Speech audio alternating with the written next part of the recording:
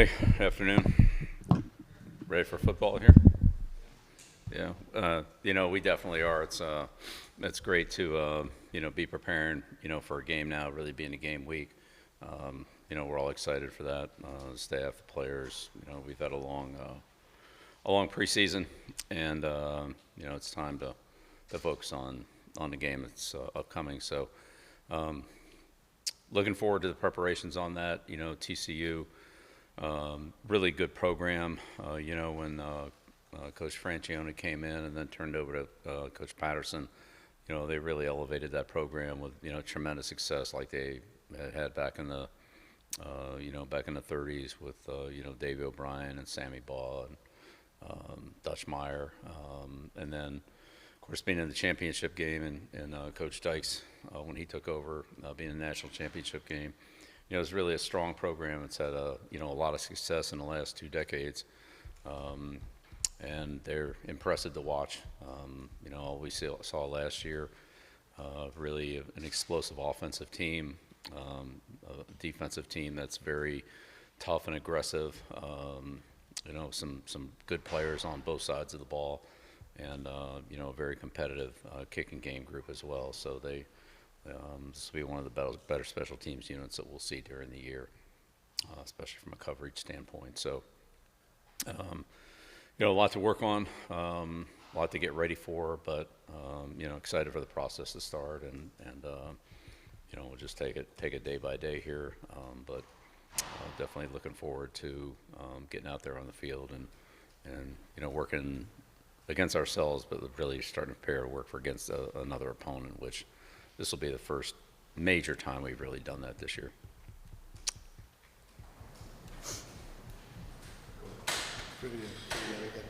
Okay. Andrew Jones, Spargo 24/7. Yeah. So in the NFL, you had a few games to kind of get a feel for your team going into an opener. What kind of feel do you have for this club without having the advantage of seeing them against anybody else? Well, the opening day is always opening day. I don't care where it is. And if you look at the NFL in the preseason games, I'd say the average playing time for the veteran players was around 10%. So not very many snaps.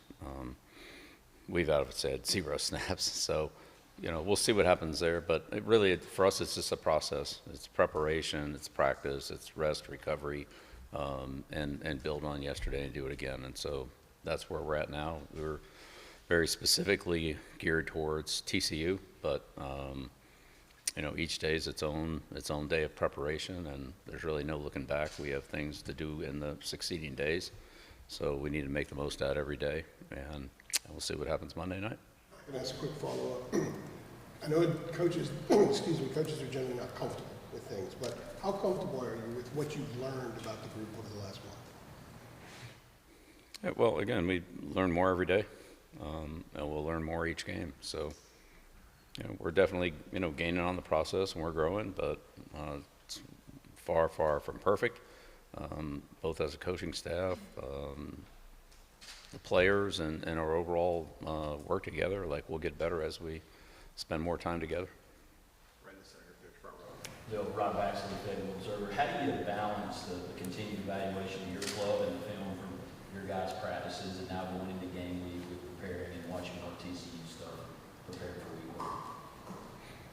Yeah, it's pretty much all about preparing for TCU. We spent a lot of time working on what we want to do and building a base for the season, and now we'll kind of pick and choose the things that we feel like will be best to use against TCU. Once we get into the game, I'm sure we'll find some things that we'll want to continue to use. As other things that we'll probably say, what they're doing is really not conducive towards this type of strategy, and we'll move on to something else.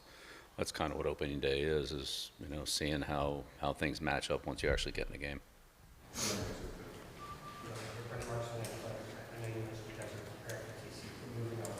there still room to sort of oscillate and evaluate guys, or do you feel pretty comfortable with who you have set in various roles?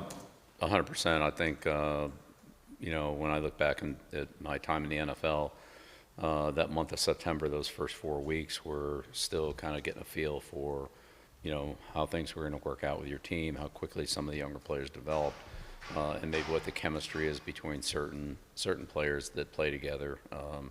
as they get more time, and so we'll see how all that goes. Certainly, there's some specific game planning that's involved. So, what we play against one team this week might be different than what we do next week schematically. But putting all that aside, yeah, I mean, we'll see how players develop and how they play.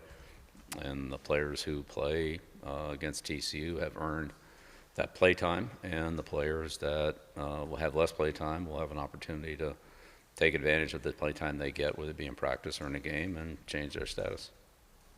Carolina Holloway, Lincoln South Carolina, you mentioned obviously TCU having an explosive offense, everything like that. When you looked at them on film, of course they bring back Hoover and everything like that, what particularly stood out to you about their offense and what they do? The number of explosive plays they get is impressive offensively. They can throw the ball down the field, go routes, post routes, seams, things like that. They also can throw the ball on some intermediate type throws like slants and quick in cuts, things like that. And then they have plays behind the line of scrimmage, screens and hitches and so forth. They make a lot of yardage on with the ball when the receivers get the ball in their hands. They're very good after the catch. Now some of those guys are gone, but they also brought in some explosive players that we've seen. So we'll see how that goes. But it's a good catch and run team. If you let them throw it in front, you've got to do a good job of tackling, and they do a good job throwing the ball over the top, and they also have a good intermediate game. So they really make you defend, all the blades of grass on the field, the sideline to sideline, from the line of scrimmage to, 50 yards down the field. So you've got a lot to defend, and they do a good job of attacking all of it. And where you're light, that's where they want to throw, and where you're heavy, they go somewhere else. So they're a tough offense to match up against. Coach Bryles, Coach Dykes do a good job of putting stress on the defense, and this is one of those games where defensively, like, everybody will have to really do a good job with their responsibility. You can't cover a receiver and stop the run. You can't, cover a short zone and still cover the middle zone. Like, you've got to do your job, and everybody else has to do theirs. And we have to play good team defense, and we have to tackle well. Adam Smith in South Carolina, Hill. With Gio Lopez, you guys have had him now, I guess, for 3 months. And the process of getting him up to speed with the playbook, running the offense, just how would you evaluate how that has gone from, I guess, August 2nd, when you got on the field for the first time, till now? And do you feel comfortable with him, in the whole playbook, I guess? Well, we don't really have a whole playbook. I mean, we do, but we don't, because we wouldn't do everything against everybody. We have certain things that we do against certain teams and the way they play, and maybe not so much on something else. So we would fine-tune that based on the game. But yeah, Gio's made a ton of progress. We've evaluated things through training camp, and as now we get ready for TCU, he'll be our starting quarterback. So we'll give him the majority of the reps in practice, and make sure that we get him, as much preparation as possible. But everybody needs to be ready to go. But I feel very comfortable with him and what he's doing. But he'll get better as we go forward, because we just will. We have a lot of practices in front of us and a lot of games in front of us, and we'll all learn a lot from those. So, I think he's ready, but I think he'll be, like everybody, more ready as we go forward. On the right here, second row. Hi, Shelby Swanson with the Raleigh News and Observer. In speaking to some folks with the Rams Club, they say that you've been very involved with some, fundraising events they've had over the summer across the country. I know even in Nantucket. What have those conversations with fans as part of those visits been like? And are there any conversations that stick out to you, especially being somebody that appreciates the history of UNC football as much as you do? Well, you kind of got me off guard. I thought I was going to get TCU questions. But no, it's fine. So I've done most of those with Michael, but not all. But those have been, honestly, they've all been great experiences. Connecting with mostly UNC alumni, but not exclusively. There are a lot of other UNC football and UNC backers at various events that we've connected with, and the support's been tremendous. They've been very supportive, encouraging, and in a lot of cases want to become more involved in the program, more supportive in the program. They've asked questions about what we're doing. Certainly there's a new landscape in college football that we've talked about with general manager, head coach kind of model. So I've got a lot of questions about that. A lot of questions about NIL and how that's going to work and so forth. Not that we've been able to answer all those questions because there's still some unknowns here, particularly up until June or whatever it was when the judge handed down the final paperwork on it. But a lot of general questions like that, and I'd say Michael and I have talked a lot about bringing the tradition back to North Carolina and doing some things that historically were very important in the school's football history that we want to recognize and highlight. So Nantucket, New York a couple times, Chicago, Atlanta, Charlotte, Raleigh. So yeah, we've kind of and then a few other one-offs besides those. So, but it's been great. Really, every one of them has been a good experience to meet new people, and see and hear about their involvement and their questions. And a couple here in Chapel Hill too. So, and we'll have several more as we have home games here, but also travel to places like Cal and on the West Coast, things like that, where we can connect with some of the people that haven't weren't in those areas. Been good. You've had 8 months now to work with Freddie Cushings here in Chapel Hill. What does it mean to you to have a former NFL head coach and a veteran on this campus and in this program to be a part of your coaching staff, and what does he bring that's unique to this offense? Well, yeah, I mean, I feel very fortunate to have the staff that we have. We have a really a good staff. They're very experienced, both in college and from professional football. So it's kind of a good mix there. Freddie's had some of both, as you've mentioned. Some of us have been more on the pro side, some on more college side, and some have that, that kind of mix like like Freddie does. But yeah, he's got a lot of experience and has coached a lot of good players. He's he brings a toughness to the offense, and so I think that's a good thing. And he and Coach Friend played together at Alabama, so there's a great relationship between the offensive line and the coordinator. So that's always an important part of the offense, to have that mesh like we had at New England with Josh McDaniels and Dante Scarnecchia, and that's an important dynamic offensively. So. Freddie's been great to work with, and I've really enjoyed being with him. But also, his expertise from the things that he's brought from Cleveland, or previously that from when he was at Arizona with the Cardinals for a decade, plus some of the experiences in college, whether it be South Carolina or here in the last couple of years, especially here because he is familiar with the program and some of the things that have happened here the last couple of years that help us either move faster or move slower with some of the things that we're trying to do. Thank you. We'll go 2 in the back and then finish up in the front over there. Yeah, Brian Murphy with WRL. Coach, how much impact have you had on, or decisions have you made about the game day atmosphere? What happens inside the stadium? What happens in the pregame? Any of that stuff? Are you involved at all in what you want to see happening around this game? I want to see us score points and turn the ball over and block kicks, and so we'll see if we can get that into the game day manual. I've been made aware of some of the things that are going on here. I mean, that's really not my field of expertise, but we are involved with it, obviously to some degree with the team, coming out and where we are and what we do and so forth. So, but that's primarily been handled by Rick and Steve to a degree. I'm sure other people in their departments and so forth. So, but yeah, they've talked to us about here's some of the things we do, and Michael and I have met with them and kind of, for the most part, this is great. And then we, everybody's thrown out some suggestions. What about this? What about that? And we kind of kick those around. But I think that the plan that Rick has is very exciting. You know, I think that they've invested a lot in it, both in time and energy and facilities, and so it sounds like a great game day fan experience that, you know, I think will be well received.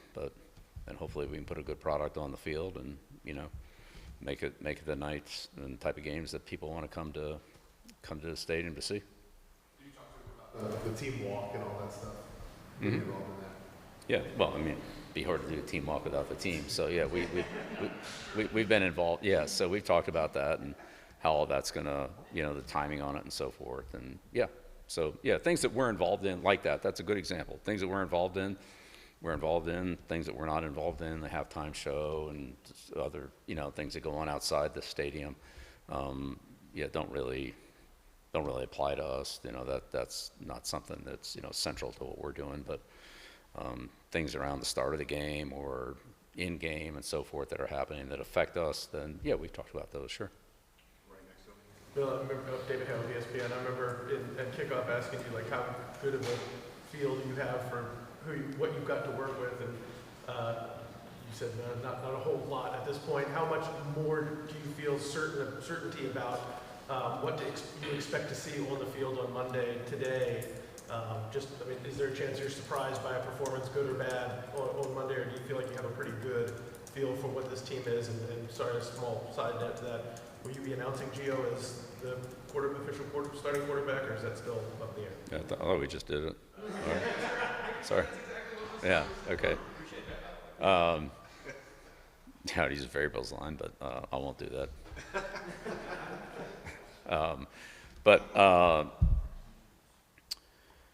Yeah.